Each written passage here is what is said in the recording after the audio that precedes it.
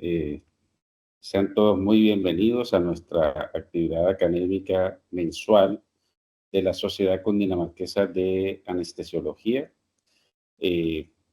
Una gran bienvenida para todo el gremio de anestesiología y especialidades afines que hoy nos acompañan en este espacio en el que tocamos temas de actualización en nuestra bella especialidad y pues una gran bienvenida para todos, además un gran agradecimiento a nuestra conferencista que ha aceptado acompañarnos en esta ocasión, que es la doctora Milena Moreno. La doctora Milena Moreno es anestesióloga del Hospital Universitario San Ignacio, es profesora asistente de la Pontificia Universidad Javeriana y es fellowship en anestesia regional de la Universidad de Pittsburgh. Y en la noche de hoy nos va a hablar sobre una actualización en anestesia regional, específicamente para bloqueos de la pared abdominal guiados por ultrasonido. La doctora Milena, pues, ha sido en ocasiones anteriores ya conferencista con nosotros y todos sabemos de su gran conocimiento y experticia en esta área. Realmente, pues, es ya una autoridad a nivel nacional y, pues, doctora Moreno, agradecerle enormemente, pues, tener este espacio para con todos nosotros. Realmente, pues, lo apreciamos mucho. Muy bienvenida, pues, por supuesto, a nuestra reunión. Y solo, pues, me tomaría un segundito para decir o aclarar a todo el público. Vamos a tener, pues, el espacio de discusión al final con la doctora. Pues solamente sería que ustedes levanten la mano en el botón de participar o en el chat del grupo, por favor, pueden anotar todas las preguntas que consideren o que quisieran hacer. Doctora Moreno, nuevamente bienvenida. Con usted, pues, el espacio.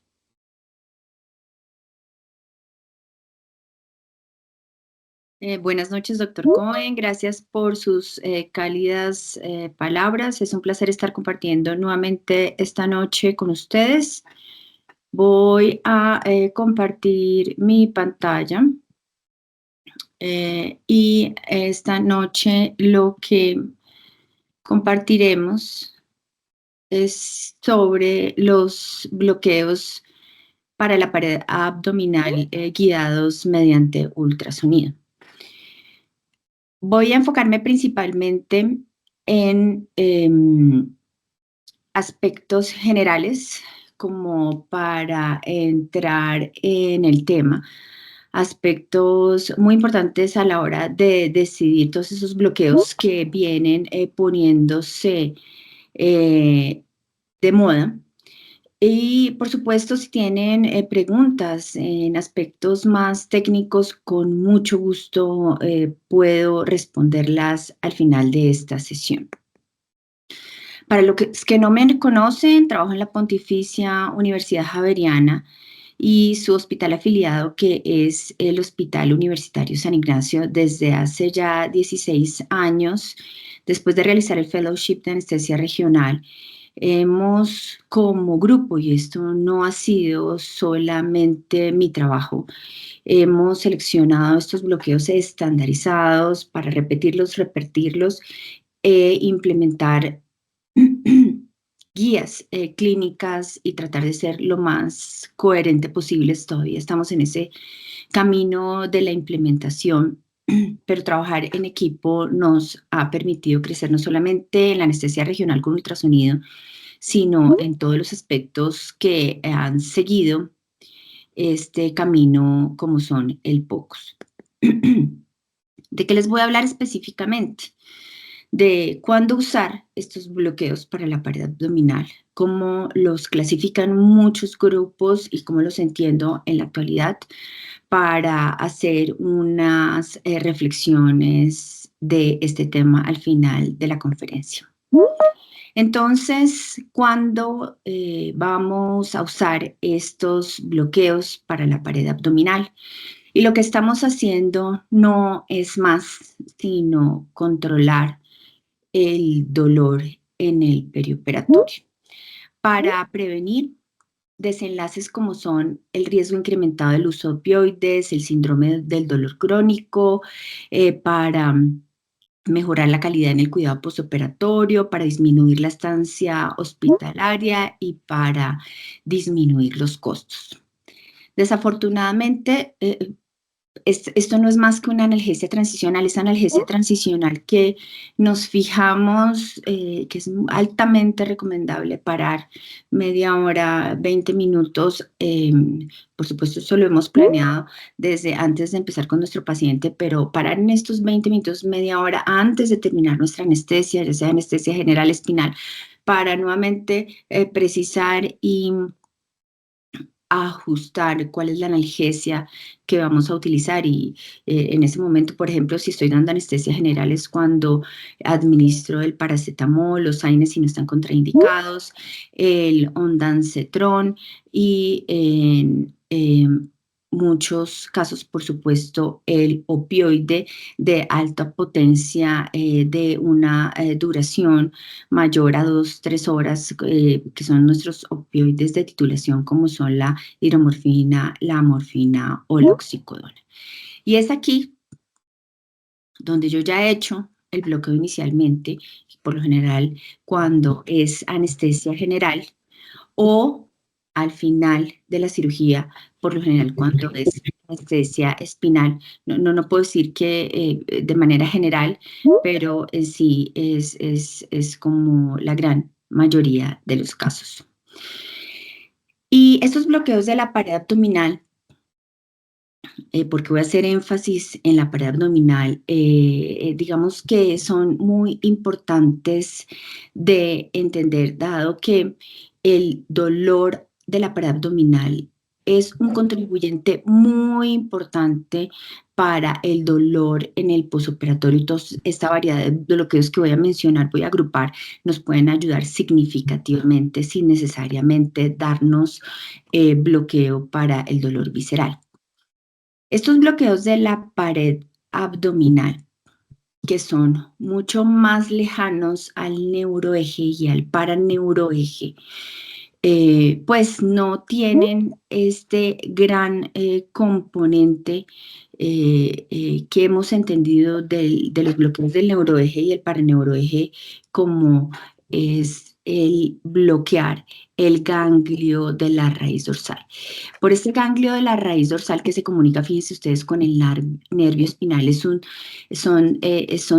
el ganglio de la raíz dorsal básicamente nos va a comunicarse con las fibras simpáticas, la cadena simpática, que son los principales, son principales eferentes del sistema simpático, pero también por allí llegan aferentes de la parte sensitiva de todos los órganos viscerales.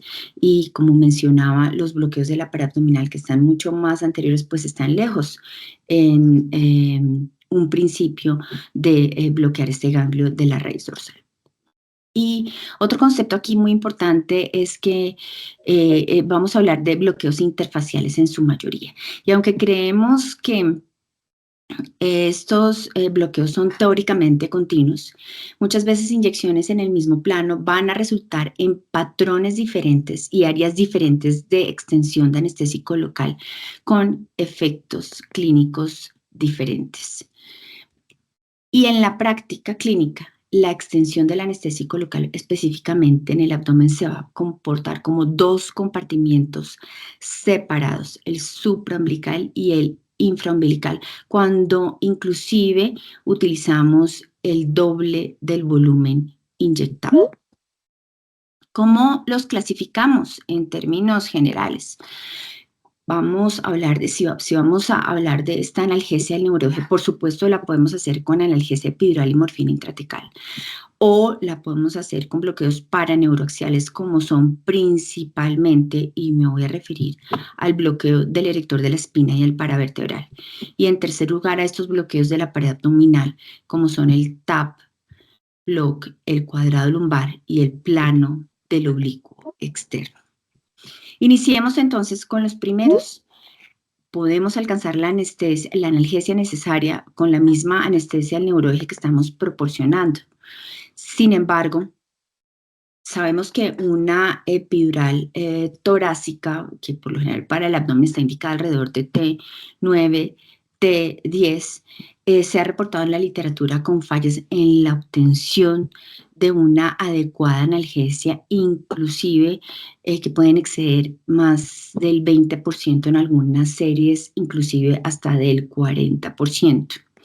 Y sabemos que, por ejemplo, los opioides a nivel intratecal, una técnica validada, una técnica tradicional que hemos escrito y además es muy reproducible a través de la historia. Sabemos que esta se relaciona no solo con morfina, sino también con hidromorfona y a dosis pequeñas con efectos adversos en una alta frecuencia.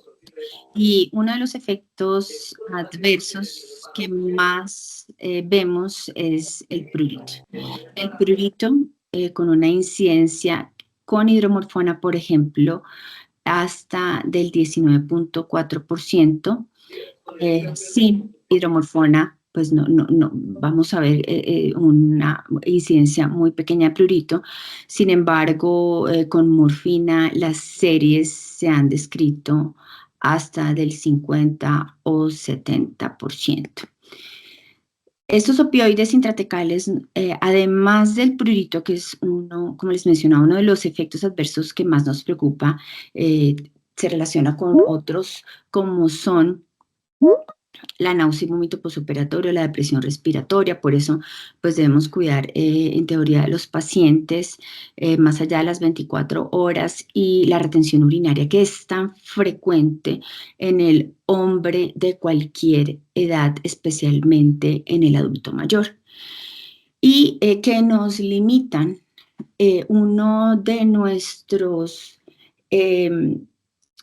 esenciales en la práctica actual, que es la optimización de la analgesia multimodal, porque si tenemos una gran dosis de opioide intratecal, muchas escuelas detienen esa optimización, esa educación del opioide intravenoso y pasarlo luego a opioide con vía oral, temiendo incrementar el riesgo de dolor de depresión respiratoria, y pues digamos que nos estaríamos alejando un poco de esa optimización y toda la educación de la analgesia multimodal para sacar a nuestro paciente lo más tempranamente posible del hospital.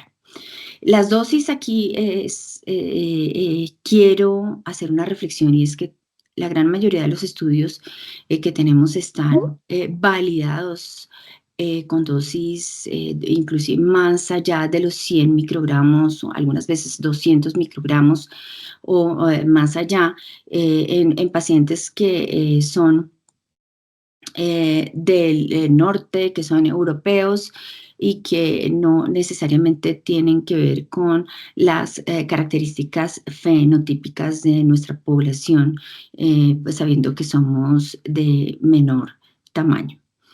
Y aquí, pues, reflexionar siempre que las dosis recomendadas para esta morfina intratecal muchas veces son menores a los 100 microgramos por kilo de peso, a los 100 microgramos, o calcularlas a 1 microgramo por kilo de peso. Este opioide intratecal está indicado en la cirugía cruenta y en el paciente hospitalizado. No debe usarse para la cirugía ambulatoria, y preferiblemente, y son las recomendaciones, lo que tenemos en la literatura, usarlo cuando se indica la anestesia espinal. Entonces, si tengo estas herramientas, pues por supuesto las voy a utilizar, pero adicionalmente también tengo que saber con qué otras herramientas cuento, y por supuesto que se van alejando del neuroeje y sus complicaciones, y se van alejando del consumo de opioides, y se van acercando más a esa optimización de la analgesia multimodal. Y estos son bloqueos para neuroaxiales, como es el caso del bloqueo erector de la espina, que se utiliza para cirugías abdominales. Este bloqueo lo hemos venido entendiendo con mayor claridad recientemente. Y sabemos que, por ejemplo, en este estudio Sorenstu ha publicado el año pasado, el anestésico local inyectado a este nivel va a irse principalmente al espacio intercostal, al espacio paravertebral y al foramen intervertebral. Su mecanismo de extensión hacia el espacio epidural no es consistente en todos los cadáveres, por ejemplo, en todos los voluntarios vivos en este estudio, y otros de sus efectos, sus mecanismos de acción van a ser el efecto sobre las fascias y su absorción sistémica. En este mismo estudio de Sorenstu, si vemos, por ejemplo, el paciente número 6 con una prueba muy limitada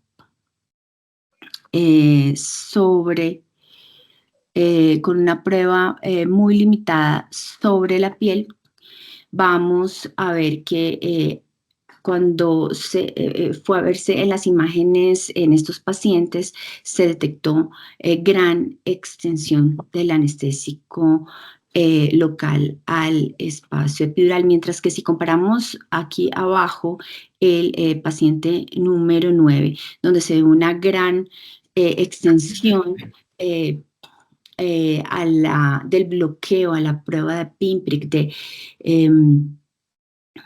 tacto, a la prueba de pinchazo agudo, de dolor agudo con el pinchazo, pues se ve en este estudio las imágenes más bien demostraron ausencia de extensión del anestésico local al espacio epidural. Entonces fíjense que las pruebas de pinprick no necesariamente nos van a dar una correlación real con la extensión, con el efecto clínico de este tipo de bloqueo del erector de la espina.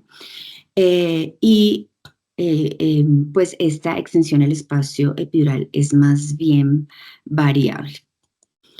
Y como les mencionaba, gracias a los estudios de microanatomía y reconstrucción mediante imágenes por tomografía computarizada, conocemos un poco mejor este espacio paravertebral y sabemos que la inyección del erector de la espina, como desde sus inicios en el 2016, se recomendaba sobre todo el borde más externo o lateral de la apófisis transversa.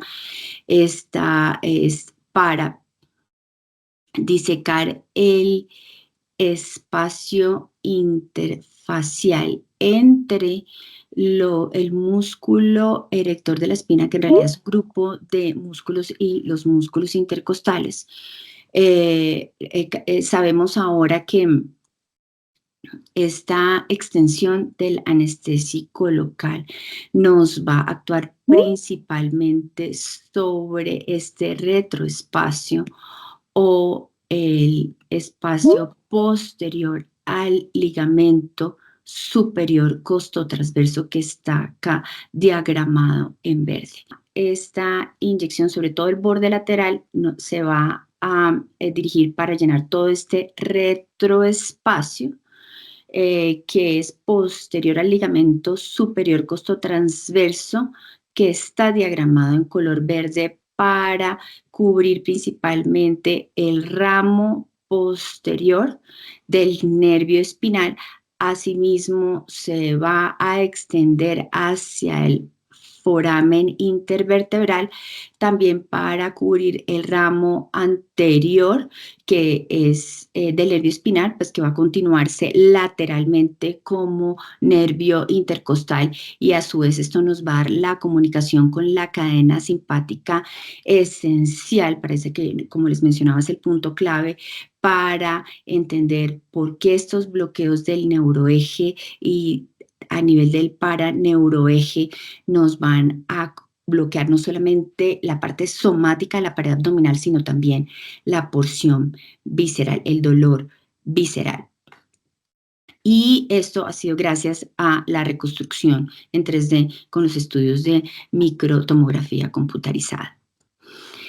Y aquí lo tenemos un poco más claro, en color verde, el retroespacio que les mencionaba posterior al ligamento superior costotransverso, en color rosado, todo el espacio que corresponde al foramen, al neuroforamen intervertebral, y en color azul, el espacio paravertebral que incluye a la cadena simpática y está posterior a la pleura parietal a este nivel. Este bloqueo erector de la espina está indicado, se ha descrito para la cirugía de toracotomía, para mastectomía, para cirugía abdominal, que es, digamos, el tema que estamos revisando hoy. Se ha descrito en cirugía bariátrica, en nefrectomía, para pancreatectomías y, por ejemplo, para la cirugía de citorreducción más quimioterapia intratecal y sugar baby. También se ha utilizado para cirugía de cadera, cirugía de columna y tiene espacio también en el dolor crónico, por ejemplo, del tórax, del abdomen y del hombro. Las complicaciones del bloqueo del erector de la espina en realidad son de baja frecuencia e incluyen la toxicidad por anestésico local, el LAST y el neumotórax. Por eso se ha catalogado como un estudio, como un bloqueo con gran seguridad y altamente reproducible, inclusive en manos de anestesiólogos que están en entrenamiento o empezando su práctica con los bloqueos.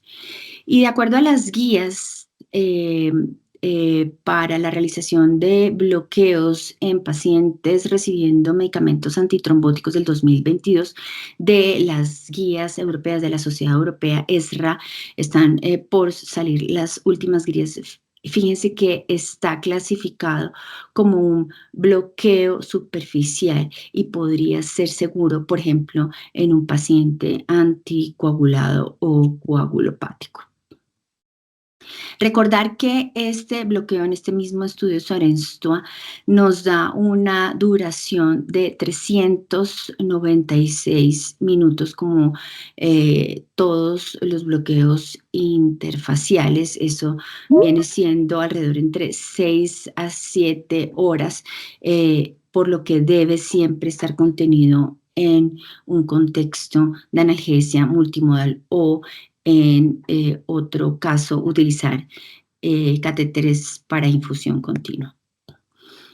Este bloqueo, como les mencionaba, el erector de la espina, desde sus inicios, la gran indicación fue hacerlo en el borde más lateral de la apófisis transversa, pero intentos por describir otras versiones de este bloqueo que alcancen con mayor reproducibilidad el espacio paravertebral y con mayor reproducibilidad los ramos anteriores del nervio espinal que van a continuarse con el nervio intercostal hacia anterior. Se ha escrito el bloqueo de los procesos o apófisis intertransversos. Este es lo que conocemos en la actualidad como el ITP o ITP block, y es lo que conocíamos antes de la estandarización de la nomenclatura en 2019 como el bloqueo costotransverso. Y este bloqueo costotransverso no hace la inyección lateral, sino la hace un poco más a la línea media, fíjense ustedes acá, entre las dos apófisis transversas para tratar de extender el anestésico local, sobre todo el retroespacio que hemos venido estudiando. Sin embargo, estudios recientes, y esto es ya un experimento clínico controlado, aleatorizado y cegado, no ha demostrado en pacientes para mastectomía, la reducción del consumo de opioides durante las primeras 24 horas. Fíjense aquí, la inyección va un poco más profunda. Ojalá viéramos con esta claridad de esta imagen la, la aguja, el sitio objetivo de este bloqueo. Sin embargo, pues es como un intento para llegar un poco más al espacio paravertebral. En estudios cadavéricos que se han hecho, tampoco se ha,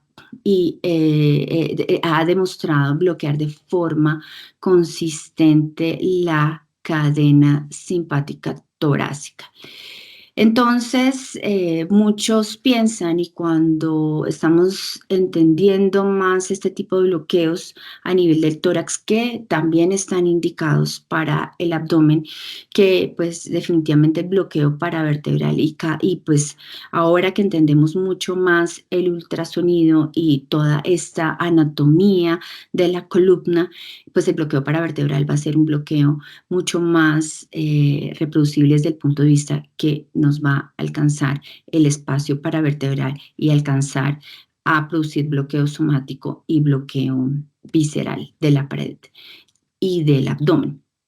En términos generales, el objetivo ecográfico va a ser entrar la aguja entre las transversas para y atravesar el ligamento superior constotransverso para depositar el anestésico local entre ese ligamento superior constotransverso y la pleura. Entonces, fíjense que es un bloqueo mucho más profundo, pero que también ya estamos reuniendo mucha más información a través de los años y los que tenemos un poco más de experiencia nos estamos sintiendo más confiados, más capaces de hacer este bloqueo.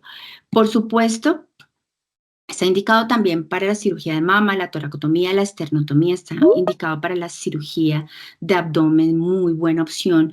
Tuve gran experiencia para esta cirugía de Sugar Baby. Pienso que mediante infusiones continuas es una gran alternativa para este tipo de pacientes, también indicado en dolor agudo por trauma, en el dolor crónico. Está muy bien validado por la literatura, fíjense, desde el 2016, cuando se compara con el bloqueo con la anestesia, analgesia epidural torácica, y en esta revisión de Cochrane, la gran conclusión es que inclusive tiene un perfil mucho más seguro porque no produce todo este bloqueo simpático, menor incidencia de bradicardia, hipotensión en los pacientes que van a ser llevados, en este caso, a toracotomía. Desde el 2016, cuando con esta ventana ecográfica que les acabo de mostrar sobre a nivel paramediano, sagital paramediano, sino que intentan un abordaje en un corte axial. Aducen que de pronto puede ser más fácil entender la apófisis transversa, el mismo espacio paravertebral sobre la pleura, identificando el ligamento superior costotransverso a este nivel, pero créanme que en muchos pacientes estamos hablando de estructuras profundas y no necesariamente van a ser tan reproducibles, especialmente para el anestesiólogo en entrenamiento. La imagen puede dificultarse también por enfisema subcutáneo, ya sea el trauma, por trauma o por cirugía. Complicaciones, claro, que tiene el bloqueo paravertebral, tiene, aunque comparándolo con la analgesia epidural, un perfil mucho más seguro, también puede presentarse bradicardia, hipotensión, función pleural, y aquí la función pleural está menos relacionada con el neumotórax porque a este nivel, y estoy hablando a 2.5 centímetros lateral a la línea media, las pleuras parietal y visceral están separadas. y no necesariamente vamos a estar pinchando directamente al pulmón como si lo podríamos estar haciendo con un bloqueo intercostal, pues que en este momento tenemos tantas herramientas para prevenir los bloqueos intercostales. Veía yo hace 30 años, 25 años, historias gravísimas de neumotórax que requieren una hospitalización, por supuesto la realización de una toracostomía y que pueden poner en peligro al paciente. El bloqueo paravertebral también se ha relacionado con daño neurovascular, muy importante siempre ver la aguja. La médula está completamente cerca al espacio paravertebral, la inyección neuroaxial, la lesión medular. André Bossar hace 20 años nos hacía unas descripciones desafortunadas de este tipo de complicaciones en pacientes con bloqueo paravertebral, principalmente en personas sin entrenamiento. Sigamos entonces con otras alternativas que son en este momento más reproducibles para las personas, los anestesiólogos que están en entrenamiento, que son más seguras y que nos permiten la tercera gran ventaja, optimizar toda esa analgesia multimodal, porque el bloqueo interfacial, este bloqueo del aparato abdominal no es más, sino una intervención, un elemento más de ese gran estándar de oro en la actualidad, que es la analgesia multimodal. Y voy a empezarles por el bloqueo de TAP. Es un bloqueo del plano del transverso abdominal, que ya conocemos desde hace varios años, pero que vemos con mayor frecuencia validado desde el punto de vista de puntajes de dolor, validado desde el punto de vista de disminución de consumo de opioides en muchos contextos, como voy a mencionar a continuación. ¿Cuál es el objetivo de este bloqueo? Y pues es que está diseñado para varias posibilidades de incisiones en la pared abdominal. Recordemos pues que no es despreciable que toda esta manipulación de la pared abdominal, especialmente cuando se está abriendo esta en cirugía abierta, y es donde podemos pensar en ese bloqueo todavía, y es, vamos aquí a bloquear las ramas cutáneas anteriores del nervio intercostal como su principal mecanismo. Un segundo mecanismo por su absorción sistémica y otro mecanismo por el efecto sobre las fascias, al parecer, al bloquear toda esta cantidad de receptores que tienen, al parecer, algo de responsabilidad sobre la parte sensitiva de la pared abdominal, y su difusión entre fascias es lo más notable para reflexionar de este bloqueo. El punto común de inyección del anestésico local es el plano interfacial entre el músculo abdominal interno y el transverso abdominal. Y fíjense ustedes que estamos enfocándonos en este objetivo ecográfico. Todo lo que yo debo tener claramente en mi mente cuál es el objetivo anatómico y cuál es el objetivo ecográfico, y que no son más sino la rama cutánea anterior de todos los nervios intercostales de la pared abdominal. Este bloqueo se ha descrito en diferentes posiciones y por su nomenclatura lo podemos conocer en amarillo como el bloqueo que se hace a nivel subcostal más hacia la línea media, en morado un bloqueo subcostal que se hace un poco más inferior, en un bloqueo lateral que es el clásico lateral que ahora en la nueva nomenclatura es conocido como el medio axilar, posterior que fue el descrito inicialmente en el triángulo de Petit, y aquí viene incluido en color verde el bloqueo del ilio inguinal.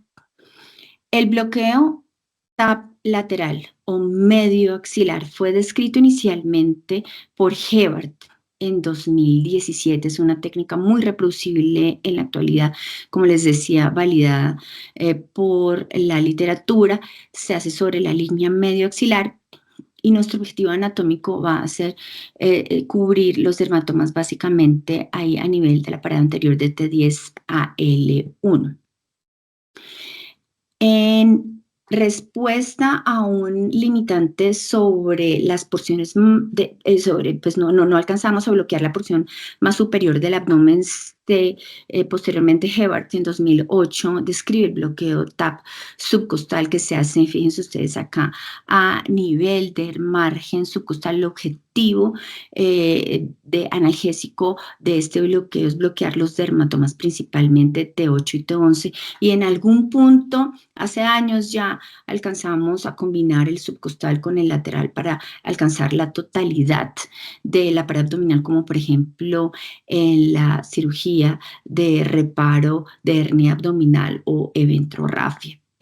Este bloqueo subcostal, TAP subcostal, tiene como objetivo ecográfico el movimiento, dos enviones de la aguja, depositar inicialmente el punto A, una inyección entre el músculo recto abdominal y el músculo transverso abdominal, sacar la aguja, volver a entrar para inyectar más anestésico hacia lateral e inferior entre el músculo oblicuo interno y el músculo transverso abdominal. Como les mencionaba, esta combinación de inyecciones en múltiples cuadrantes nos permite alcanzar la gran totalidad de la pared abdominal. Sin embargo, hay que ser muy cuidadosos a la hora de calcular la dosis del anestésico local, especialmente cuando tenemos un paciente con factores de riesgo, un paciente con enfermedad hepática, renal, paciente cardíaco, pacientes en extremos de edades, para prevenir la posible toxicidad por anestésico local o LAST.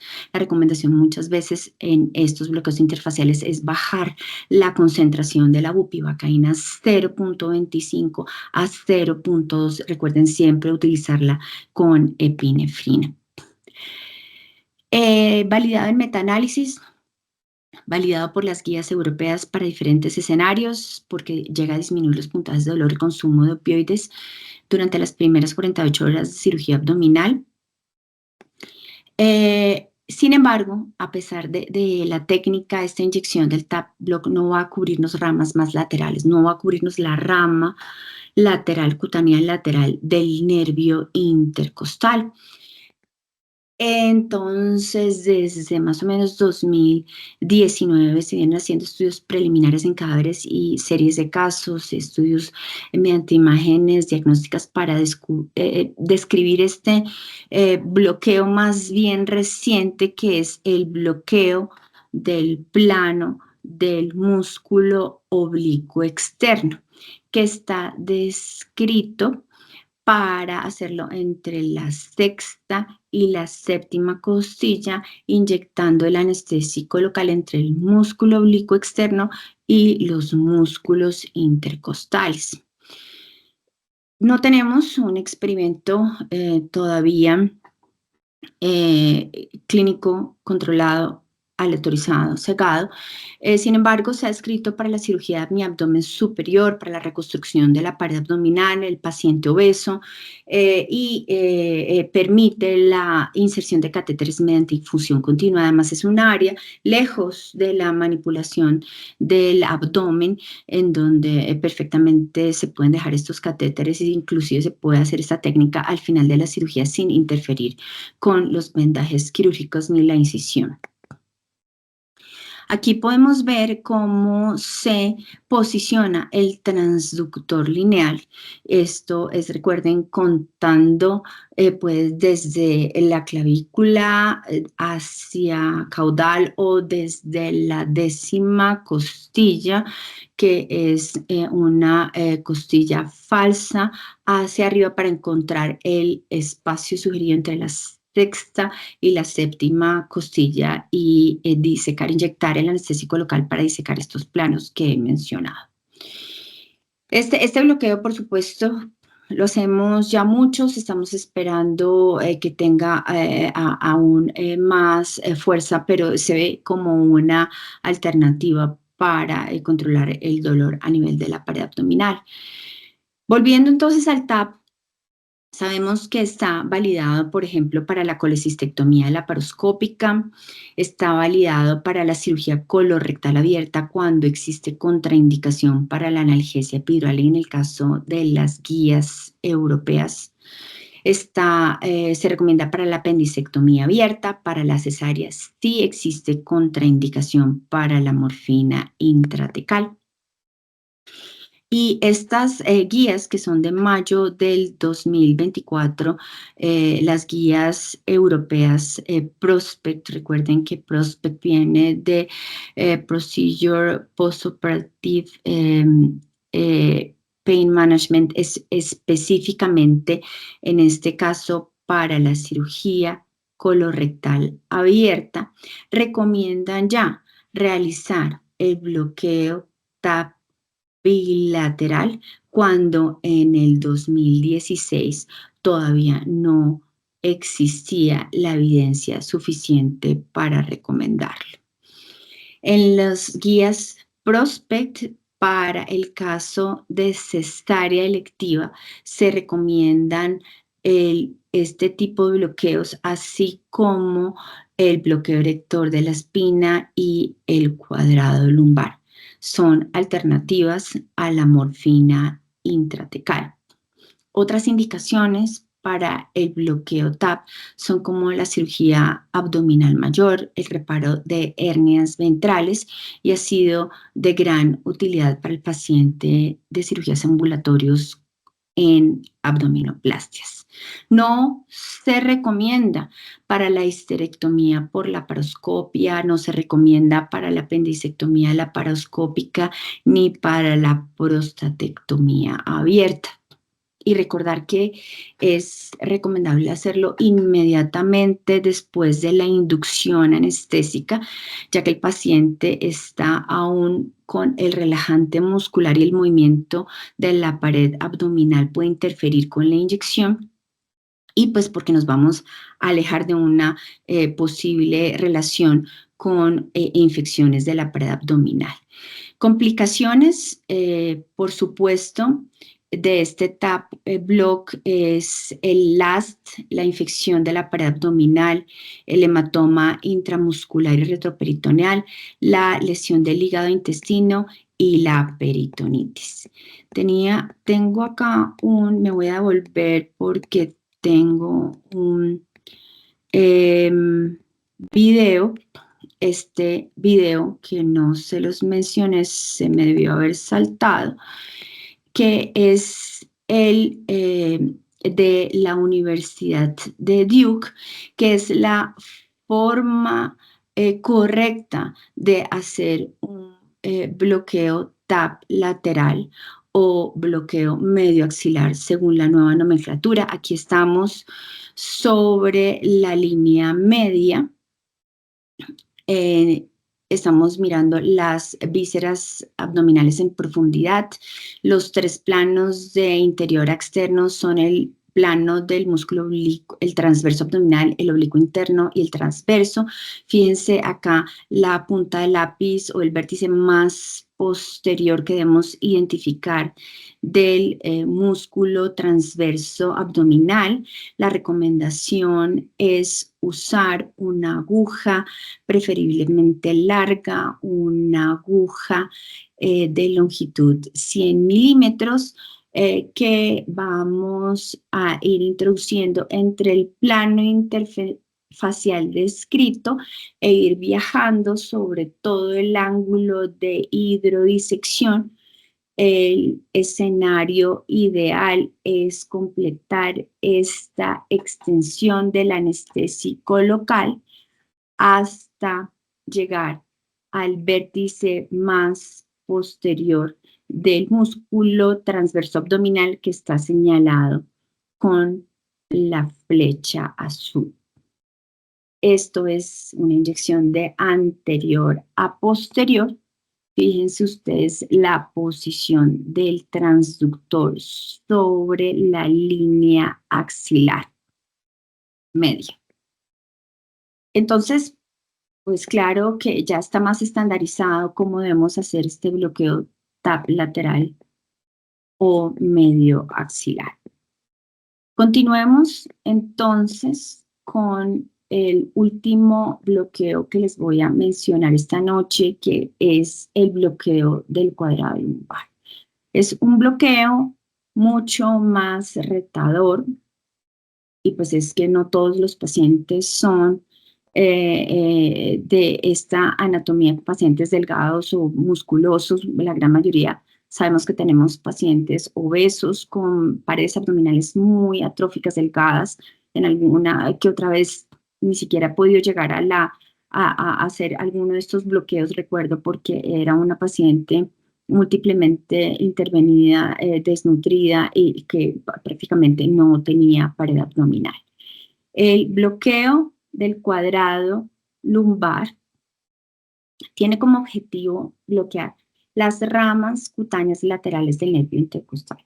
Para irse un poco más en extensión sobre toda esta pared abdominal, también se ha escrito un efecto sistémico por absorción y el efecto sobre las fascias al bloquear receptores nociceptivos.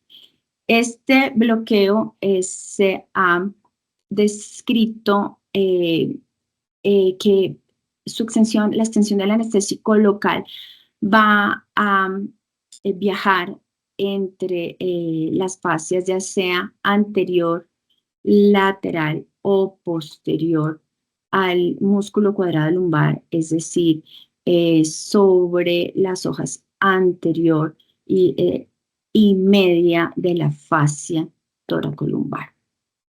Ninguno de estos abordajes, ya sea como mencioné, anterior, lateral o posterior, ha demostrado ser superior a los otros. Por supuesto, el anterior tiene más indicaciones como para la cadera. Lo cierto es que los estudios reportan una gran variabilidad del bloqueo sensitivo entre los dermatomas T7 y L12, y en muchos estudios de imágenes se ha descrito su extensión hacia el espacio paravertebral. Por supuesto, bloqueando el ganglio de la raíz dorsal y completando un bloqueo también a nivel del dolor visceral. Cuando utilizo el cuadrado lumbar, por lo general hago el bloqueo a nivel lateral para asegurarme de distribuir el anestésico local entre el peritoneo y la fascia transversal. Estoy tranquila cuando se ve esta distribución, más bien sobre todo es este peritoneo, este espacio preperitoneal, y pues tratar de bloquear a este nivel esos ramos que van del nervio intercostal, ya sea hacia la línea media o hacia la periferia. El bloqueo cuadrado lumbar se recomienda también por las guías europeas para la cesárea cuando no se ha podido utilizar la morfina intratecal o está indicada, por ejemplo, en la cirugía de sufrimiento fetal. Se ha utilizado en cirugías especialmente relacionadas como con incisiones a nivel de Fanny Steel.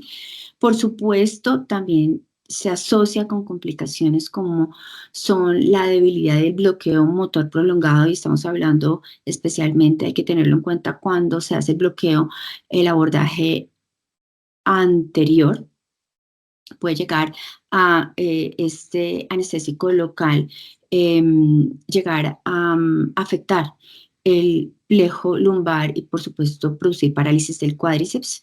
Se ha asociado también con infección de la pared abdominal, hematoma intramuscular y retroperitoneal, punción renal y trauma vascular a nivel lumbar. Esta punción del cuadrado lumbar se hace lejos del vendaje quirúrgico porque la hacemos sobre toda la línea axilar posterior, por lo que puede hacerse perfectamente al final, por ejemplo, de la laparotomía exploratoria. Y como en este caso, me acuerdo que el anestesiólogo de este caso, un gran hematoma, un gran tumor retroperitoneal, me llama al final de la cirugía, me dice que al principio tuvo problemas para poner la analgesia epidural, entonces decidió iniciar, un caso de la vida real, la cirugía me llama al final para hacer alguno de los bloqueos de la pared abdominal, decido hacer este bloqueo cuadrado lumbar, abordaje lateral que les menciono, y el paciente se va muy bien para el piso. Esto es un tumor un tumor muy grande, sin embargo, parece que le dejan como la mínima analgesia, nadie se preocupa por educar a este paciente, y el paciente a la mañana siguiente, esto es en la tarde, más o menos hacia las 3 de la tarde, a la mañana siguiente, este paciente desarrolla un dolor severo en la escala visual análoga de 10/10, que es de muy difícil control. Y entonces, muy seguramente estábamos en ese momento ante un dolor de rebote, pero el cirujano no era familiar con el concepto de dolor de rebote. Un cirujano muy joven decide, sin hacer ningún tipo de imágenes, llevar el paciente nuevamente a cirugía para explorar este abdomen, encontrando una laparotomía en blanco. Por supuesto, retrospectivamente y analizando el caso, nos dimos cuenta de que era dolor de rebote, porque pues no hubo nada de optimización de toda esta analgesia multimodal. ¿Qué más tips para ir un poco terminando de hablar de estos bloqueos, que hemos hablado de bloqueos interfaciales principalmente, y es siempre utilizar una solución no activa, solución salina, para identificar el plano correcto de inyección? Tener en mente que estos bloqueos no pasan de las 8 horas. Esperemos que en algunos años tengamos algún coadyuvante que nos prolongue estos bloqueos interfaciales. Sabemos que en la actualidad los experimentos, revisiones sistemáticas no nos recomiendan la lipobupivacaína liposomal porque no ha demostrado ser superior que la bupivacaína común y corriente en cuanto a la duración, eh, y que el uso de la epinefrina es mandatorio con el fin siempre de detectar inyección inadvertida de manera temprana, con el fin de, pues, de detectar pues parar la inyección intravenosa accidental. Esto por las guías tanto americanas como por las europeas es mandatorio.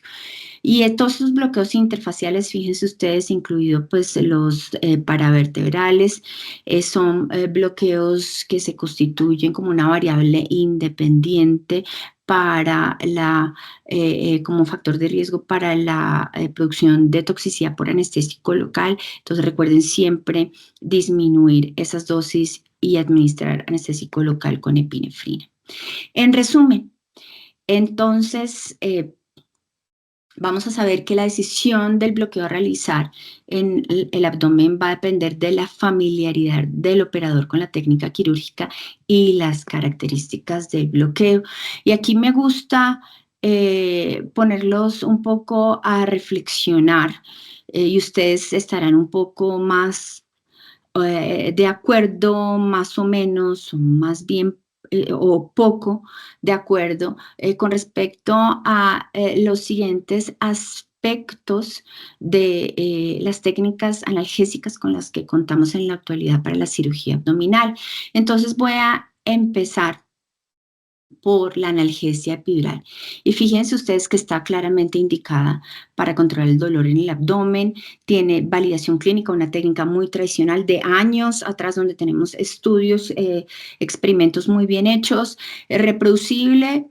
Cada vez los anestesiólogos hacemos menos epidurales torácicas, y por supuesto eso va a depender de su práctica. Sabemos que desde el punto de vista de seguridad están relacionadas con más efectos secundarios, complicaciones en el neuroeje, la retención urinaria, el prurito, la náusea y la posibilidad de ambulación temprana, pues en ciertos momentos, a pesar de que para la cirugía abdominal está indicada a nivel de T9, preferiblemente T7 en el caso de las nefrectomías,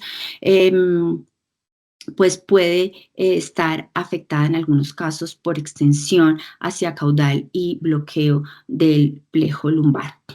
Sigamos entonces con la morfina intratecal, una técnica que también está validada años atrás, una técnica tradicional, validada con buenos estudios desde el punto de vista de la epidemiología.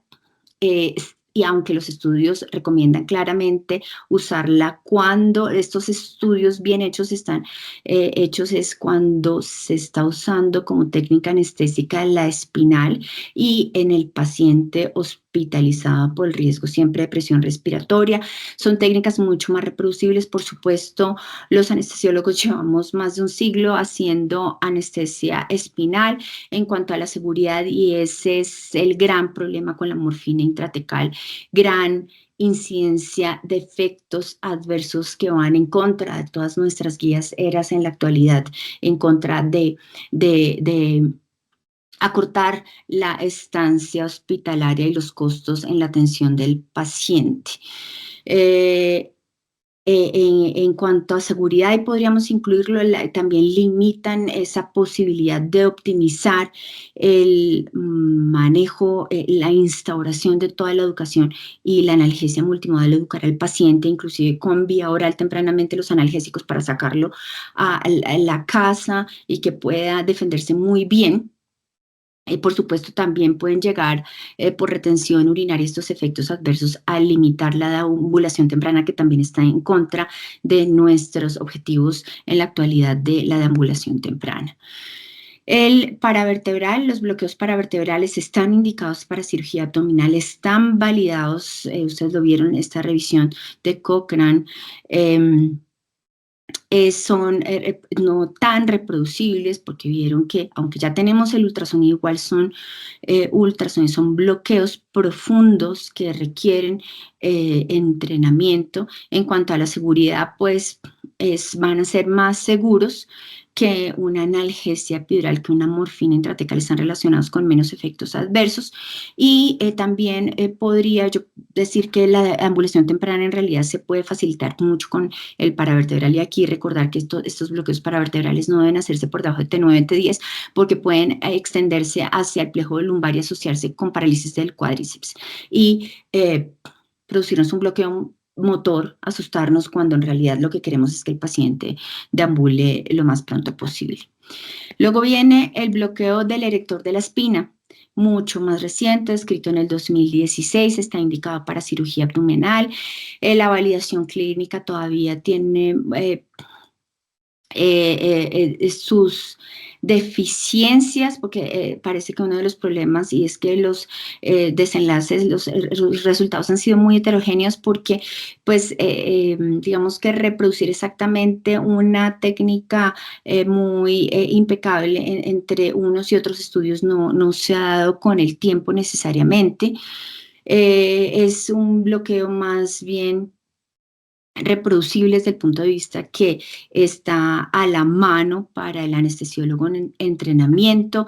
Es un bloqueo que aporta gran seguridad, no con todos estos efectos adversos que hemos mencionado con estas tres alternativas anteriormente, y más bien va a promover, inclusive yo ahí le daría 3 cruces, no sé por qué me quedaron 2, nos va a producir una deambulación temprana.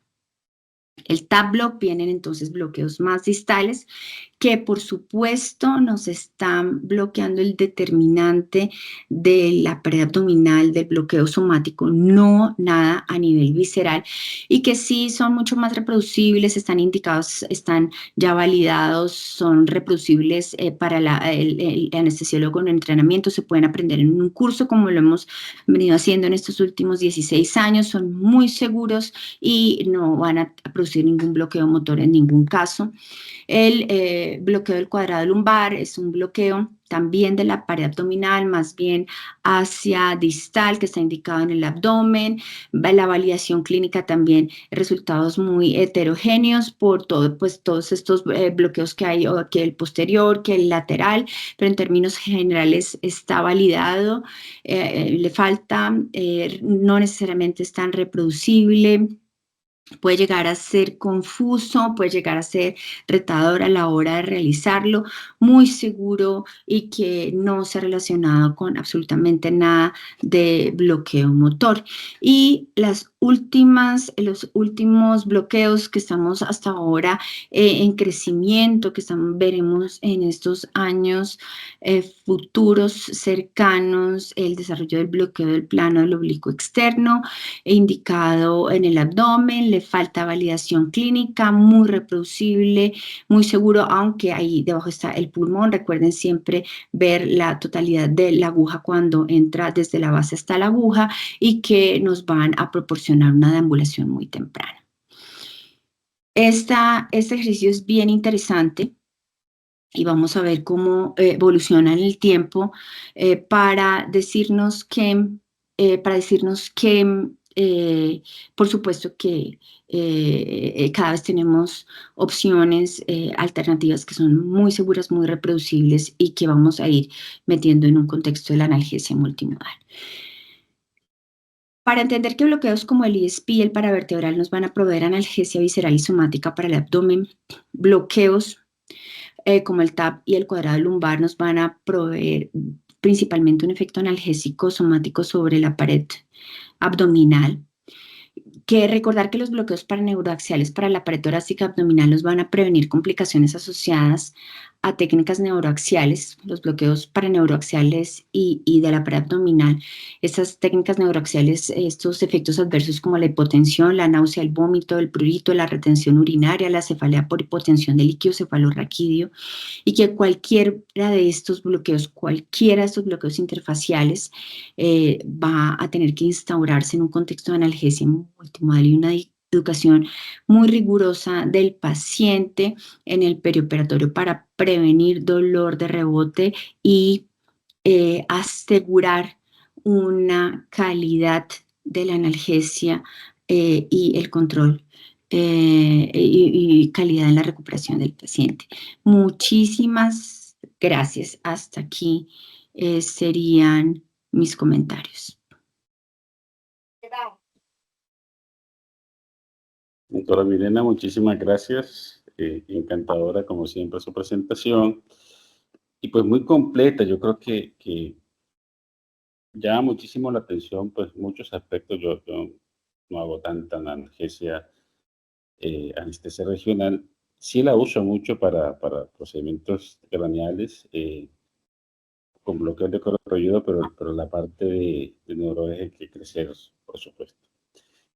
Y pues primero recordar a todos, por favor, sus preguntas son más que bienvenidas. Pueden hacerlas tanto levantando la mano y hacerlas de viva voz o a través del chat. Pero bueno, aquí tengo unas preguntas. En cirugías con heridas desde el sifoides hasta la parte external, las laparotomías completas, ¿cuál es su recomendación? ¿Cuál debería ser como esa primera opción? Quiero recordar a todos, por favor, sus preguntas son más que bienvenidas. Depender de cuáles son sus habilidades y competencias con respecto a los bloqueos. Si es una laparotomía exploratoria y, por ejemplo, lo hago completa, desde el sifoides hasta la sífisis púbica, podría utilizarse. Lo hago muchas veces al final de la cirugía con el cirujano de colon, bloqueos de cuadrado lumbar. Como les mencionaba, hago el bloqueo de cuadrado lumbar lateral en un contexto de analgesia multimodal, muy buena educación. Si la cirugía es, por ejemplo, de reparo de hernia ventral, la eventrografía, una cirugía muy dolorosa, paciente obeso, podría pensar que una opción es la utilización del bloqueo para el plano del oblicuo externo, aunque estoy pues ansiosa de ver pues que esté mucho más validado por buena evidencia. pero por supuesto es una gran alternativa, especialmente en el paciente obeso. Y si es una cirugía que va mucho más allá de una laparotomía, como por ejemplo una cirugía tan dolorosa como es el Sugar Baby, y considerando mi entrenamiento o para lo que usted se podría visualizar hacia el futuro, sería la posibilidad de realizar bloqueo paravertebral, inyección inicial con un volumen de 30 cc para dejar instaurados unos catéteres mediante infusión continua bilateral en un contexto de analgesia multimodal. Y por supuesto, digamos que ese es como el rango, ¿cierto? Que voy como de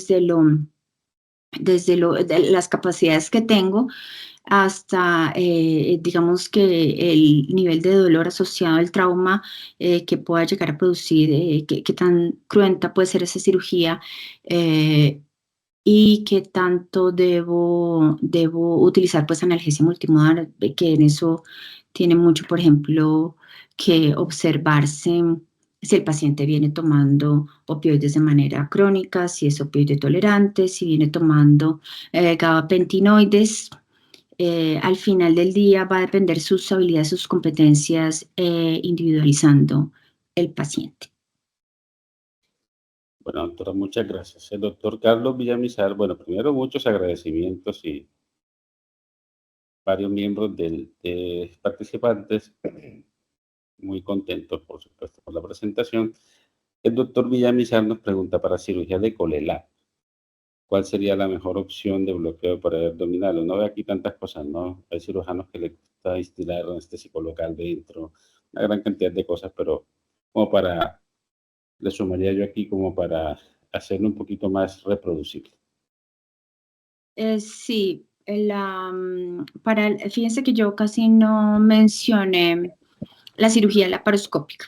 La cirugía laparoscópica, digamos que el TAP, por ejemplo, no se recomienda ni para la apendicectomía laparoscópica en términos generales, aunque usted ve estudios en la literatura en donde se hace para la cirugía laparoscópica, eh, eh, porque en medios donde hay mucha anestesia regional y donde hay salas de bloqueos, digamos que nos va a permitir esa analgesia transicional casi a analgesia del 100%. Pero, pues digamos que nosotros en San Ignacio no contamos con sala de bloqueos, tenemos que ser absolutamente eficientes.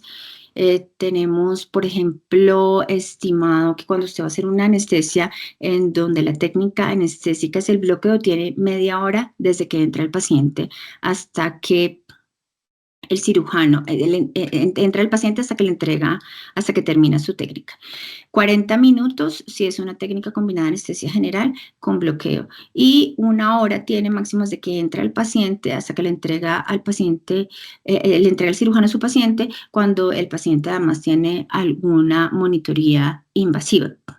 Entonces, en ese sentido, y pues por supuesto eso debe también como adaptarlo como institución, como grupo, pues preferimos no, entra el paciente hasta que le entrega, hasta que termina su técnica. Bloqueos de este estilo para la cirugía laparoscópica, sino más bien para la cirugía de ahí en adelante, que puede asociarse con mayores puntajes de dolor. Eso por un lado. Por el otro lado, cada vez vemos cirujanos y en la literatura está reportado el cirujano que inyecta a nivel de este plano interfacial, cirujanos que hacen mucho, por ejemplo, para abdominal, el anestésico local de manera directa en el intraoperatorio, y se ha visto que puede llegar a funcionar, pero pues en algunos experimentos no necesariamente es tan equiparable. Parece pues que pues como ya está abierto este espacio, no necesariamente puede llegar a ser tan efectivo. Estoy hablando de la cirugía del abdomen. En cirugía de mama también lo he visto, bloqueando, el cirujano bloqueando, por ejemplo, entre los pectorales, entre el pectoral menor y el músculo serrato anterior. Digamos que estos estudios no se tienen, no tienen la última palabra, no hay buenos estudios al respecto.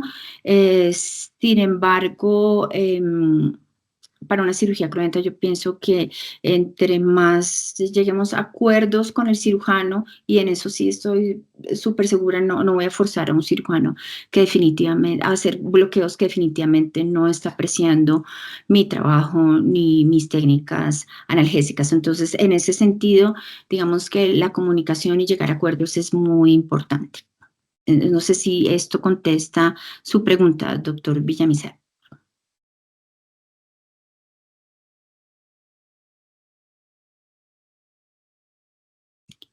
Creo que está con mute, doctor Cohen. Sí, no me di cuenta. Sí, no escuché, pero el doctor tiene todo el espacio si quiere hacer alguna aclaración allí, pero creo que está muy clara la respuesta. Doctora, tengo otra pregunta acá. ¿En qué posición se coloca el paciente para el bloqueo ESP? ¿Cuándo lo hace? Habitualmente, digamos su práctica habitual.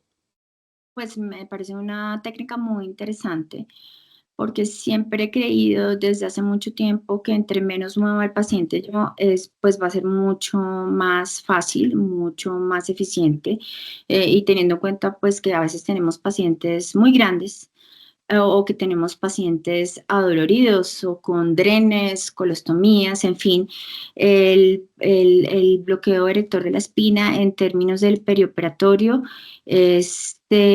posiciona al paciente, se hace con el paciente en decúbito lateral. Lo hacemos de manera frecuente en San Ignacio para la cirugía del tórax. De hecho, más recientemente, y pues yo no soy la que da la cirugía del tórax con más frecuencia, estoy principalmente en ortopedia, pero nuestros anestesiólogos de tórax han evolucionado desde el erector de la espina hasta el paravertebral. El paravertebral creíamos que no era tan útil, pero con todo este entendimiento de la microanatomía del espacio paravertebral, sabemos que utilizar un volumen de 30 cc, es decir, volúmenes de 0.2 a 0.4 cc por kilo de peso, nos van a extenderse, difundirse por todo estas ranuras alrededor, la ranura proximal y la ranura más distal, alrededor del ligamento superior costotransverso, y extenderse de manera muy homogénea para bloquear el paciente. En este caso les estoy hablando de cirugía de tórax. En este caso lo hacemos por lo general al final de la cirugía, y en un contexto de analgesia multimodal funciona muy bien, muy bien. Entonces, por eso estos bloqueos de la pared abdominal, esa es otra de las ventajas, volviendo a la posición del paciente, y es que tanto el cuadrado lumbar como un TAP lateral o medio axilar bien hecho, recuérdense que es casi que se va hasta el vértice posterior, hasta la porción más lateral del músculo cuadrado lumbar, es decir, casi que simulando un bloqueo del cuadrado lumbar lateral, pues son técnicas que son muy útiles sin necesidad de mover al paciente, incluyendo este bloqueo que estamos realizando de manera más frecuente, que es el bloqueo del plano del oblicuo externo. Bueno, doctora, por razones de tiempo creo que nos vamos acercando al final. Hay muchas cosas que tengo aquí, más preguntas también, pero bueno, el doctor Carrasquilla, doctor Rubén nos dice, muy buena charla, muchas gracias. Doctora, ¿qué coadyuvante se utiliza más frecuentemente en este momento? Es muy buena pregunta. Lo que sí sabemos es que la literatura nos dice que bupivacaína liposomal no es superior a la bupivacaína regular que usamos, a la bupivacaína regular. Sabemos que en la literatura el uso de la dexametasona intravenosa es equiparable a la dexametasona perineural. Em, eh, Debo decir que más o menos como desde el 2019 decidí poner la dexametasona a nivel local, perineural. Es una decisión que analicé y la tomé mucho de la práctica de los algeólogos, pero sabemos que también que los experimentos, las revisiones sistemáticas recientemente, inclusive este año publicadas en British Journal of Anesthesia, nos dicen que el uso de la dexametasona a nivel intravenoso nos disminuye los puntajes de dolor a las 24 horas, nos disminuye el dolor de rebote muy parecido a la práctica perineural. La prefiero perineural, pues son muy parecidas, tengo la sensación y eso va pues más de la experiencia y en ese sentido le doy también muchísimo valor a esta experiencia, estos últimos 16 años que he trabajado con bloqueos, con anestesia regional y por eso tomé la decisión y lo hago en mi práctica muy juiciosamente, siempre empaco el medicamento yo, hago todas estas recomendaciones de la YAJO, de la Joint Commission, para prevenir la posibilidad de error humano, para prevenir la posibilidad de infección, siempre leer por lo menos 2 personas, el doble chequeo, la doble revisión, el medicamento y en dosis de 2 a 4 miligramos, porque lo único que sí sabemos es que la dosis en los estudios de 2 a 4 miligramos sí está establecida para la inyección perineural, mientras que para la intravenosa no la conocemos con exactitud. En cuanto a otros coadyuvantes, no los recomiendo, pienso que les falta mucha más evidencia, más experiencia y pues como cualquier regionalista, espero alcanzar a ver en mis futuros años de práctica un coadyuvante que en realidad nos dé un bloqueo mucho más prolongado, especialmente para este tipo de bloqueos como son los interfaciales.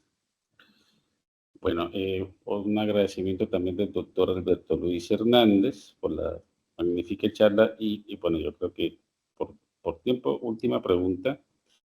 Preguntan aquí, teniendo en cuenta el riesgo de LAST y que muchos bloqueos tienen volúmenes altos, ¿a partir de qué concentraciones eh, considera usted que el bloqueo es eficiente? Por ejemplo, en infusiones continuas utilizamos la bupivacaína al 0,1% del bloqueo es eficiente. Por supuesto, si es de inyección única, uno ve reportada en la literatura inyecciones hasta, por lo general, desde 0,2%. Por ciento, y pienso que yo no me iría más abajo de eso. Hay estudios de seguridad y nos hablan en volúmenes grandes que por lo general van de 0,4 cc por kilo de peso, y estoy hablando del bloqueo, puede hacerse bilateral, ¿cierto? De prevención de este LAST.